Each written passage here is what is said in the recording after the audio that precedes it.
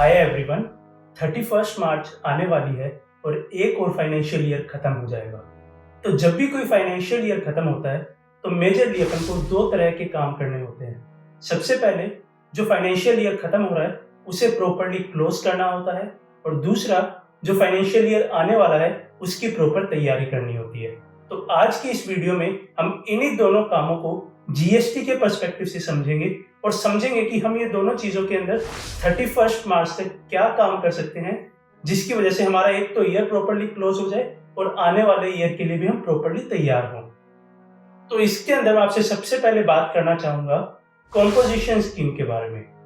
तो composition scheme basically जो small tax payers है जो अपने बस लोकली ही मेनली काम करते हैं उनको गवर्नमेंट की तरफ से एक बेनिफिट दिया गया है जिसके अंदर उनका थोड़ा कंप्लायंस बर्डन कम है और जो जीएसटी की कॉम्प्लिकेशंस है थोड़ा उससे भी उन्हें रिलीफ दिया गया है। कॉम्पोजिशन स्कीम बेसिकली क्या है कि आपको इनपुट वगैरह के झंझट में नहीं फंसना होता। आप अपने डायरेक्ट सप्लाईज के बेसिस पे एक सर्टेन परसेंटेज से अपना टैक्स पे कीजिए और गवर्नमेंट आपकी वो टैक्स की पेमेंट एक्सेप्ट करती है और साथ में आपको रिटर्न साल में बस एक बार फाइल करनी होती है इसके अंदर और आपको आपके चालान्स क्वार्टरली डिपॉजिट करने होते हैं। लेकिन ये कॉम्पोजिशन स्कीम कुछ कंडीशंस के साथ आती है तो आपको उन कंडीशंस का भी ध्यान रखना होगा और उस चीज को समझते हुए आपको डिसीजन लेना होगा कि आप कॉम्पोजिशन स्कीम में जाना चाहते हैं या फिर अगर आप कॉम्पोजिशन स्कीम में है तो आप कंटिन्यू करना चाह रहे हैं या उस स्कीम से बाहर आना चाहते हैं। तो ये डिसीजन आप 31 मार्च से पहले लेके पोर्टल के ऊपर अपनी फाइलिंग कर सकते हैं जिसके बेसिस पे आपके आने वाले साल के अंदर ये डिसाइड होगा कि आप कॉम्पोजिशन स्कीम में रहेंगे या कॉम्पोजिशन स्कीम से आप ऑप्ट आउट करके नॉर्मली अपना टैक्स पे करेंगे। इसके बाद मैं बात करता हूं क्यूआरएमपी स्कीम के बारे में। क्यूआरएमपी स्कीम क्या होता है? आप जीएसटी के अंदर रिटर्न्स मंथली फाइल करते हैं लेकिन जो छोटे बिजनेस ओनर्स है, छोटे जीएसटी के अंदर रजिस्टर्ड पर्सन है 5 करोड़ से नीचे के, तो गवर्नमेंट ने उन्हें एक बेनिफिट दिया कि आप ये जो रिटर्न्स मंथली फाइल करते हैं इसे आप क्वार्टरली फाइल कर दीजिए लेकिन जो टैक्स की पेमेंट्स है वो आप हमें मंथली करते रहिए। तो क्यूआरएमपी स्कीम के अंदर एक कंप्लायंस बर्डन एक रजिस्टर्ड पर्सन के ऊपर थोड़ा कम कर दिया जाता है।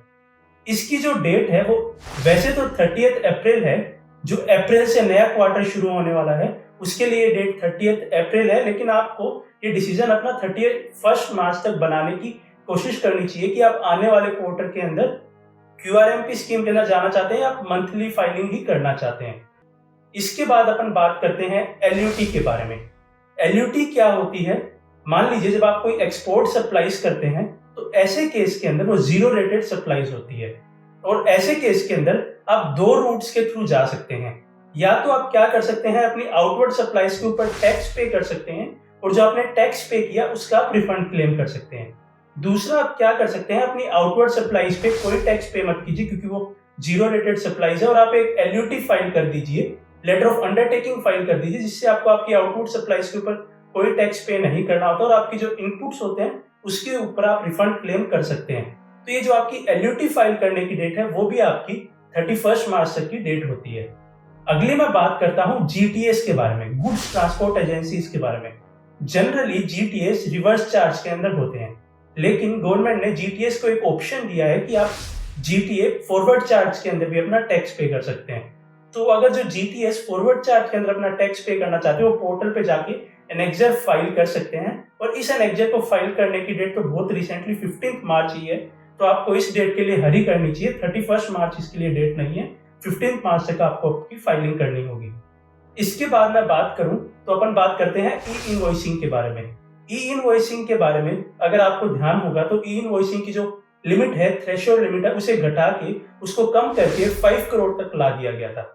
तो मान लीजिए आपके इस साल में 23-24 के अंदर आपका टर्नओवर 5 करोड़ से एक्सीड कर गया था तो आपको आने वाले साल में ई इनवॉइसिंग एप्लीकेबल हो जाएगी। तो आपको 1 अप्रैल से ई इनवॉइसिंग की कंप्लायंसेस करनी है।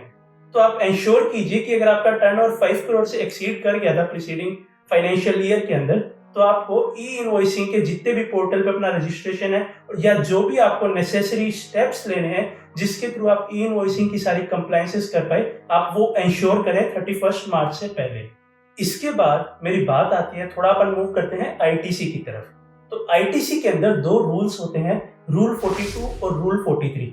रूल 42, रूल 43 हमें कुछ कैलकुलेशंस बताते हैं जिसके बेसिस पे हमें अपना इनपुट टैक्स क्रेडिट अगर आपके ऊपर वो अप्लाई कर रहा है तो आपको अपना इनपुट टैक्स क्रेडिट रिवर्स करना होता है मंथली बेसिस पे। तो जब वो कैलकुलेशन आप मंथली बेसिस पे कर रहे हैं तो रूल 42 43 बोलता है आपको एक एनुअल बेसिस पे और कैलकुलेशन करनी है, और जो आपके मंथली बेसिस का जो टोटल पे जो रिवर्सल आया और जो आपका पूरा एनुअल बेसिस पे जो रिवर्सल बन रहा है उन दोनों को आप कंपेयर करेंगे। आपने अगर एक्सेस रिवर्स कर दिया तो आप उसे रिक्लेम कर सकते हैं, या फिर आपने अगर कम रिवर्स किया है तो आपको और अमाउंट रिवर्स करनी होगी। ये चीज आप 31 मार्च से पहले इंश्योर कीजिए कि ये जो रिवर्सल है आप आईटीसी का वो 31 मार्च से पहले कर दें, अदरवाइज आपको इंटरेस्ट की लायबिलिटी भी आ सकती है। तो आप रूल 42 रूल 43 की कंप्लायंस करने के लिए भी 31 मार्च ध्यान में रखिए। इसके अलावा कुछ एक चीजें जो रिकमेंडेटरी है जो आपको करनी चाहिए, जिसकी ड्यू डेट्स तो बाद में भी है, लेकिन आपको 31 मार्च से पहले इन चीजों की तरफ ध्यान देना चाहिए। सबसे पहले आता है कि जो मेरा इनपुट था मैंने किसी अर्लियर पीरियड के अंदर या इसी साल में स्टार्टिंग में कोई मेरा इनपुट मैंने रिवर्स कर दिया था किसी भी XYZ रीजन से, लेकिन उसे अब मैं रिक्लेम कर सकता हूं। तो ऐसे इनपुट को आपको ध्यान में रखते हुए उस इनपुट को आपको रिक्लेम कर लेना चाहिए 31 मार्च तक। इसके बाद आपको ये चीज चेक करनी चाहिए कि कौन कौन से इनपुट जो आप परचेज तो कर चुके हैं, आपने पेमेंट्स भी कर दी है, लेकिन वो आपके 2B के अंदर अभी तक रिफ्लेक्ट नहीं हो रहे। आप इनपुट बेसिकली 16/4 की टाइमलाइन को ध्यान रखते हुए नवंबर तक क्लेम कर सकते हैं, लेकिन आपको ये सब वो इनपुट्स फिगर आउट कर लेने चाहिए कि जो अभी तक आपकी 2B के अंदर नहीं आ रहे, और आपको अपने सप्लायर के साथ कम्युनिकेट करके उसे अपने 2B के अंदर लाना चाहिए। और अगर अभी आप उसे अपने 2B में नहीं ला पा रहे तो आप इंश्योर कीजिए कि वो इनपुट्स आपके हाईलाइटेड हैं, और इन फ्यूचर मंथ्स आप अपने सप्लायर के साथ बात करके इंश्योर कीजिए कि वो इनपुट्स आपके पास आ जाए, आपके 2B के अंदर रिफ्लेक्ट कर जाए, एल्स आप वो इनपुट नहीं ले पाएंगे और आपको फाइनेंशियल लॉस बियर करना पड़ सकता है। अगली चीज जो आपको ध्यान में रखनी है वो ये रखनी है कि आपने किन किन सप्लायर्स को अभी तक 180 डेज हो गए उन्हें पेमेंट नहीं की, या 180 डेज होने वाले हैं, और अगर उन्हें होने वाले 180 डेज तो आप इंश्योर कीजिए कि आप उन्हें पेमेंट कर दें ताकि आपको इनपुट रिवर्सल ना करना पड़े।